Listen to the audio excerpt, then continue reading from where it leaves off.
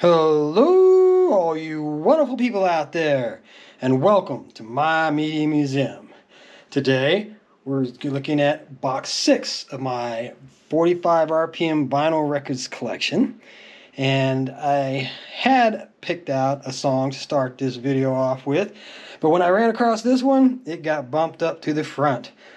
Crying in the Night by Buckingham Nicks off of the album Buckingham Nicks, which as of this date, as far as I am aware, there has been no official release of that album on CD. So the only way to get that is on a vinyl copy. And the B-side of this is Stephanie, which is an instrumental song. Does not have any vocals on it, which I kind of thought that was an odd choice for a Buckingham Nicks to have a B-side that's just instrumental.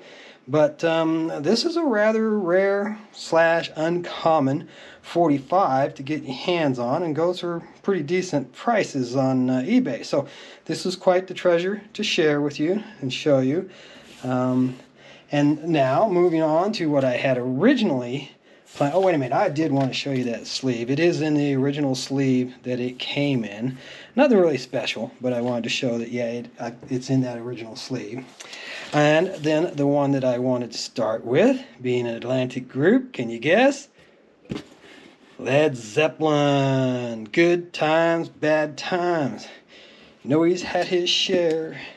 And then the B-side of that was Communication Breakdown, which is also a really awesome song, and either one of those could have been an A-side, but I did look it up, and Communication Breakdown is listed as being the A-side.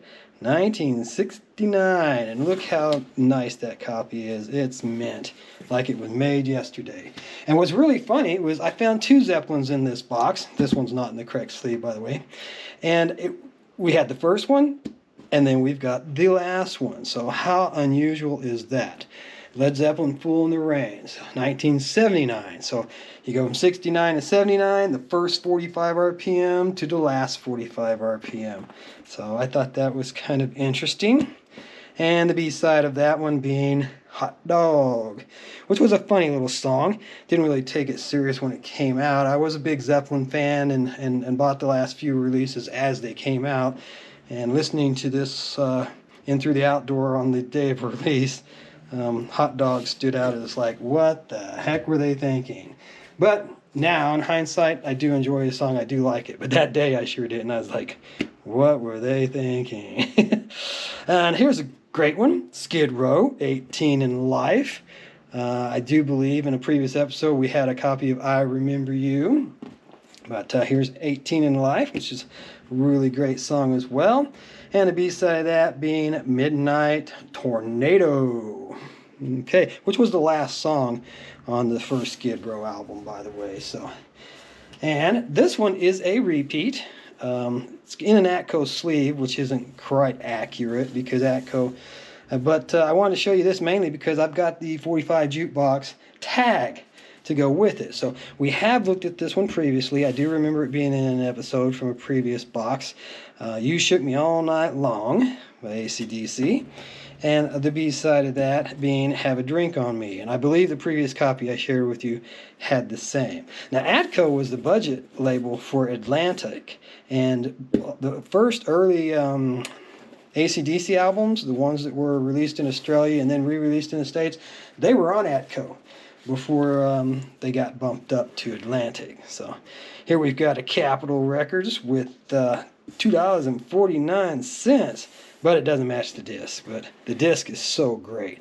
It's Billy Idol doing White Wedding.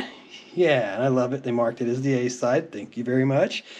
But what an awesome song. That is one of the few songs that you could get me to karaoke. Not that you want to hear me do it, but I did karaoke to that song one time after a few.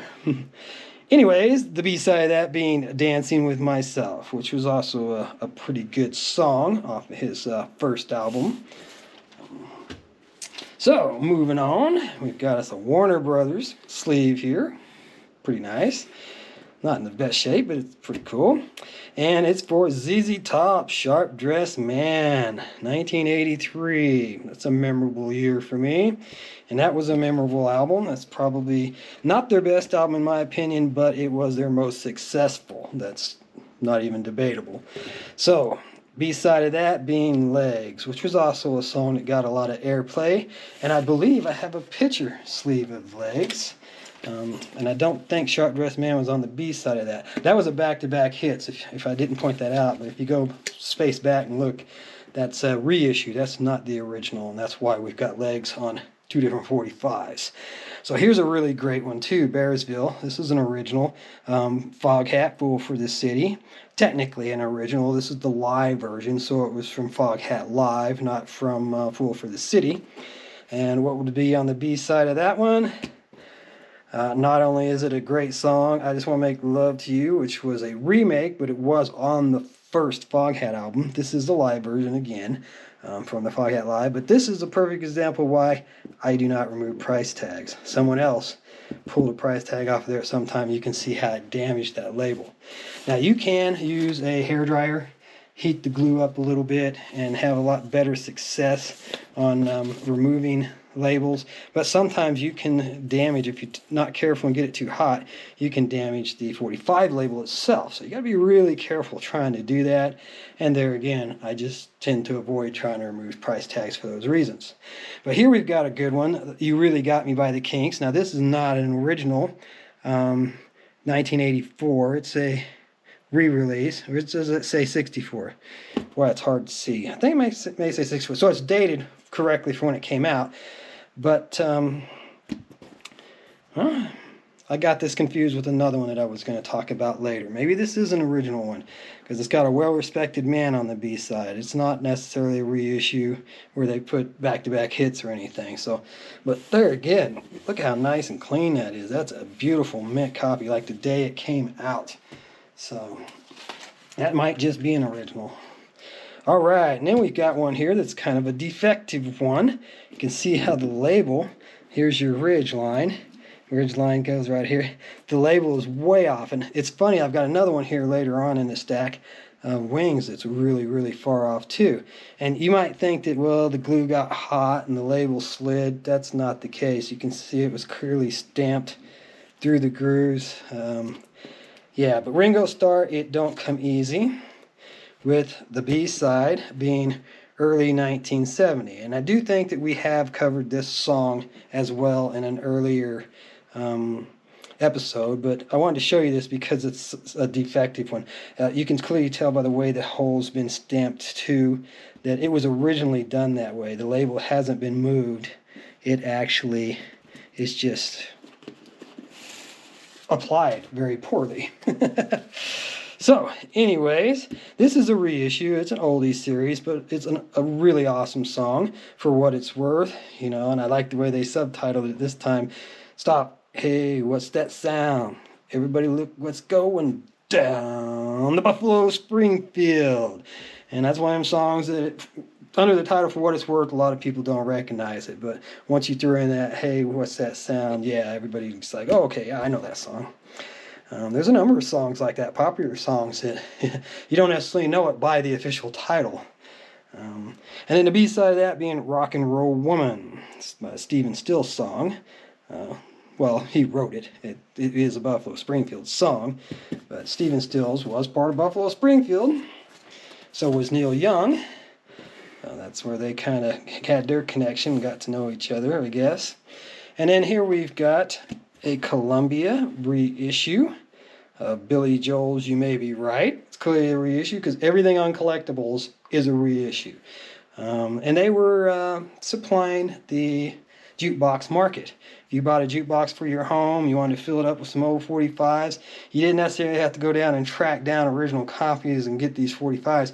You could go to Collectibles and order up a number of songs that they had licensed, and they would send you one of these, you know, reissued reprints. And the B-side being She's Got Away. That's another benefit to having done that, was that a lot of them did have, you know, double A sides. They had hits on both sides of the 45s. And boy, what a nice looking clean copy that is. It's almost like a mirror. Can you see me? A little bit.